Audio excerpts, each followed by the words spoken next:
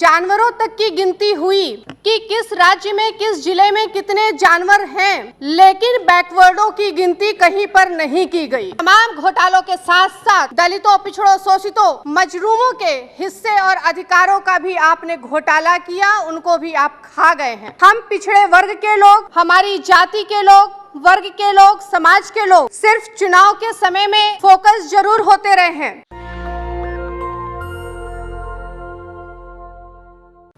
संविधान संशोधन बिल जो बहुत ही महत्वपूर्ण बिल है, उस पर हमें बोलने का मौका मिला है।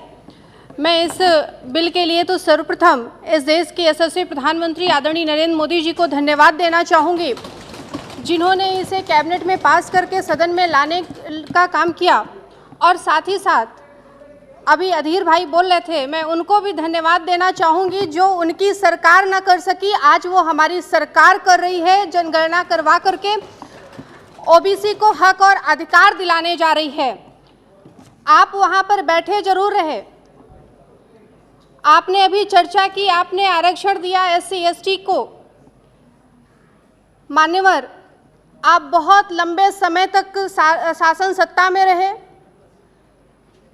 हर राज्यों में जानवरों तक की गिनती हुई कि किस राज्य में किस जिले में कितने जानवर हैं, किसकी बहुतायत संख्या है, लेकिन बैकवर्डों की गिनती कहीं पर नहीं की गई। ये आपके राज्य में हुआ, जो आपने कहा, आपने सबको हिस्सा देने की बात की, सबके अधिकारों की बात की। मान्यवर, 2011 में सरकार आपकी थी, जनगणना आपने करवाया था, उस वक्त उसे प्रकाशित क्यों नहीं किया गया?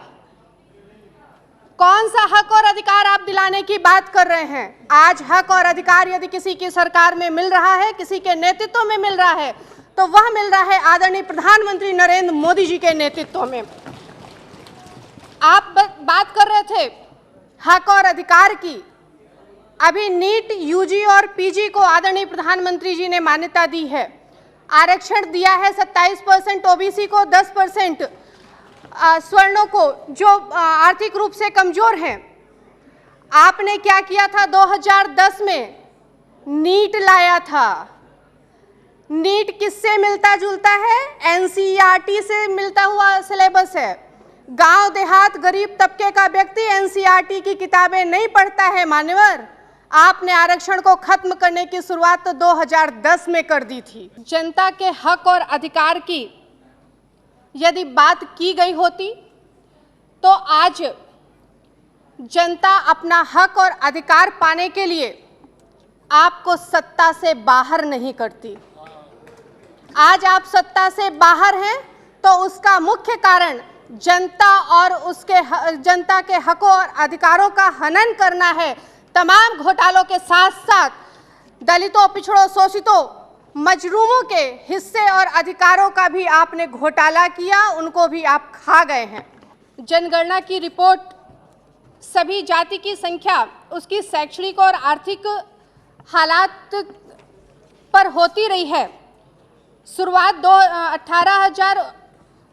1881 में हुई थी, लेकिन उस समय फोकस जाति पर नहीं बल्कि शिक्षा, रोजगार, मातृभाषा के सवाल पर करता था। देश में आखिरी बार जाति आधारित जनगणना 1931 में हुई थी। उस समय पाकिस्तान, बांग्लादेश भी भारत का हिस्सा था।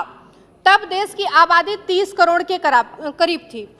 अब तक उसी आधार पर यह अनुमान लगाया जा रहा है कि देश की किस जाति में कितने लोग हैं। हालांकि भारत की आज़ादी से पहले 1941 तक जातियों की गिनती हुई है, लेकिन दूसरे विश्व युद्ध के कारण आंकड़ों को संकलित नहीं किया जा सका। आज़ादी के बाद सरकार ने जातिगत जनगणना को नहीं कराने का फैसला लिया था। आज़ादी के बाद सरकार किसकी बनी थी, ये भी सवाल उठता है। सरकार में आप थे और उस वक्त आपने आरक्षण, हमें हमारा हक और अधिकार नहीं दिया। आज निश्चित तौर पर आदरणीय प्रधानमंत्री जी ने जो जात आधारित जनगणना राज्यों को हक देने का काम किया है, निश्चित तौर पर हम पिछड़े वर्ग के लोग, हमारी जाति के लोग, वर्ग के लोग, समाज के लोग सिर्फ चुनाव के समय में फोकस जरूर होते रहे हैं। आज यदि ये जनगणना को मोहर लग जाती है संसद में कि राज्य अपने हिसाब से करा सकेंगे, तो आने वाले समय में निसंदेह हम सिर्फ चुनावों के दौर में ही नहीं, बल्कि जिस तरह मोदी सरकार में 27 ओबीसी के मंत्री शामिल हुए हैं, इस तरह ओबीसी अपने हक और अधिकार के लिए लड़ेगा, ना कि अगर हम बात करें 31 के जनगणना की, तो उस समय भी ओबीसी 92% था, और आज यदि जनगणना होती है तो ओबीसी कहां होगा, शायद हम उसका अंदाजा भी नहीं लगा सकते हैं। तो मैं तो धन्यवाद बार बार करना चाहूंगी माननीय प्रधानमंत्री जी का, जिन्होंने इस बिल को ला करके हम सबके हक और अधिकार को दिलाने के लिए, न्याय करने के लिए, और जो अभी तक इस देश पर होता रहा उस चीज को खत्म करके